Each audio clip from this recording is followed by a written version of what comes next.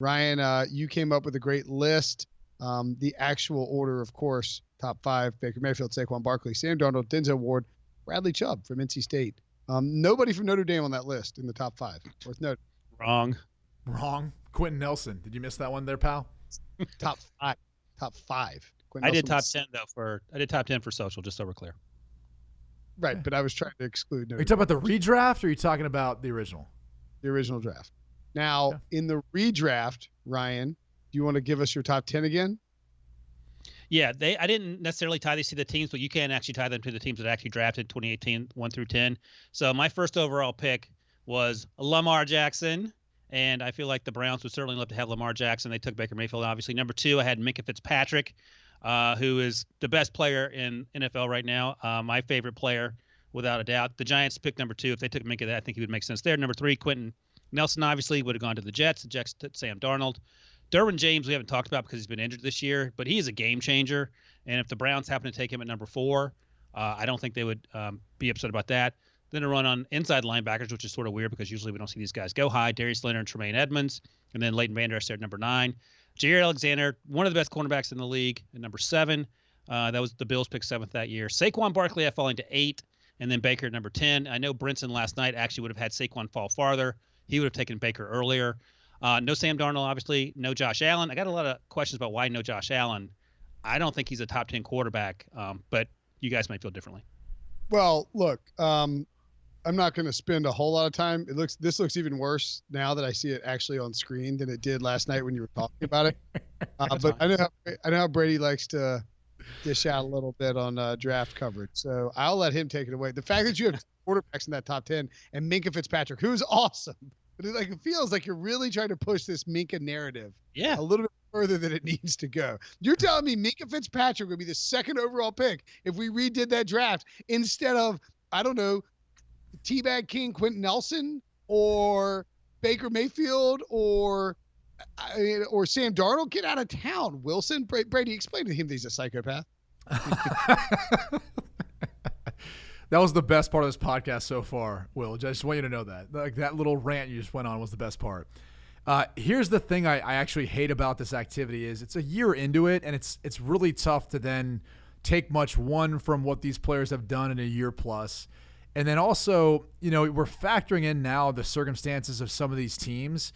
Like, for example, when you look at Baker Mayfield going to the Arizona Cardinals, I would just imagine that, they probably wouldn't have Cliff Kingsbury there as their head coach if Baker Mayfield would have been there, because Baker would have been pounding the desk telling them, please no, do not bring in the guy that I left high and dry at Texas Tech that I didn't get along with where I started my college career. I can assure you he'd be making that statement, and I'm not sure that they would have felt great about Baker Mayfield in that spot after the way that team was that particular year. It didn't help Josh Rosen, didn't help him either.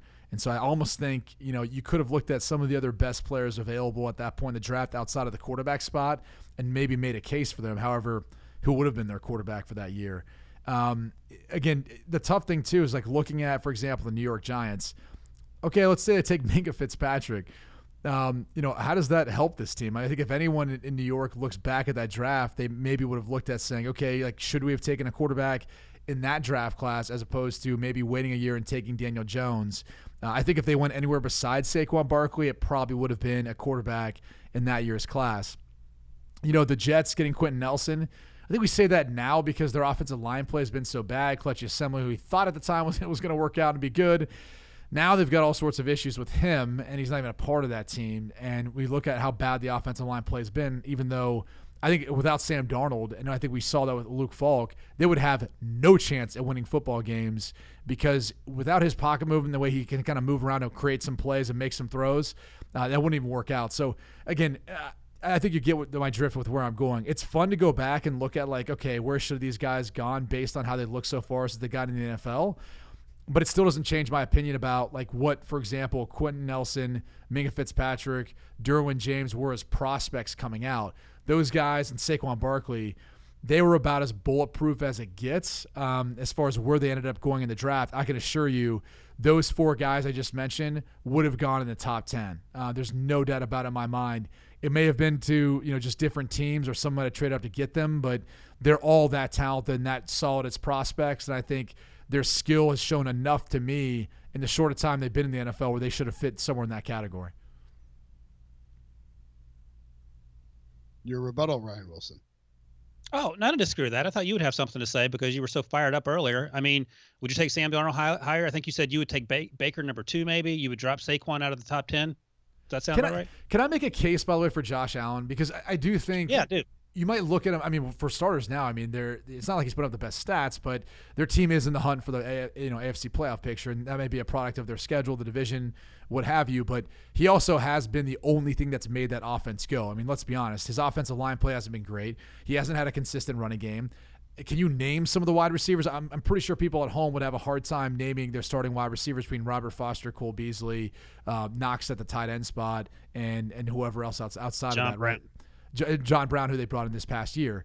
So, I think when you look at that group, you're like, okay, I don't want to say it's pedestrian, but it's definitely not as talented as, for example, what Baker Mayfield is throwing to at this point. And I would say this, Josh Allen is a uber talented quarterback as far as his athleticism, arm strength, and all that. If they give him someone who can separate, someone who can actually go, catch contested passes too, like Cole Beasley has been a nice compliment to some of it, but like an actual number 1, I think you'd also see some of the questions about his ability to make an accurate pass start to go away. This is also a team that dropped a ton of footballs last year too, which factors into that a little bit. And then Josh Rosen's the hardest one to look at in this quarterback group because he's been dealt just such a crappy situation. And I think if you're redrafting those top 5, he's definitely the 5th of that group based on what you've seen.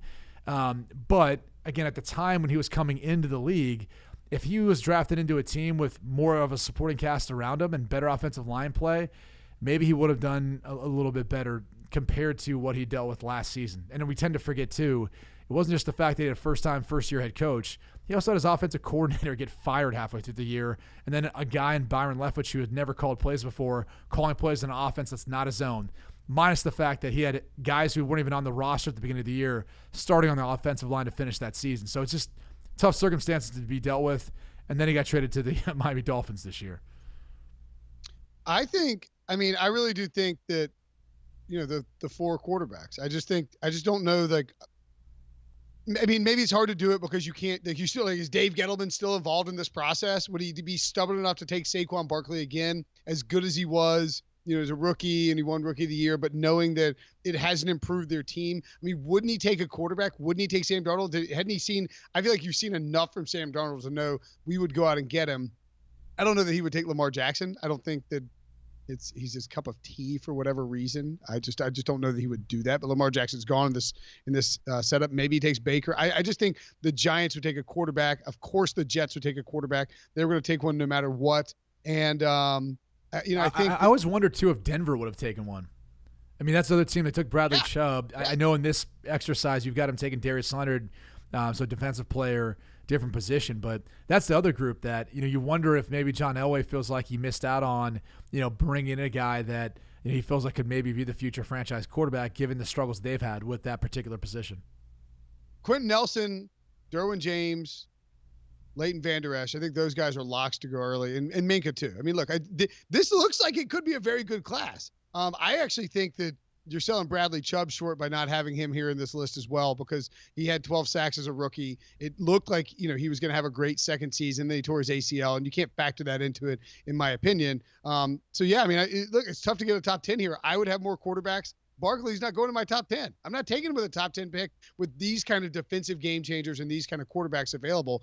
Hell, if I had a second overall pick and I had a quarterback already, I'd take another quarterback and trade him to somebody else. Like, you sound like Will Prisco over there. Just saying. I feel like that's not a compliment. Did it sound like a compliment?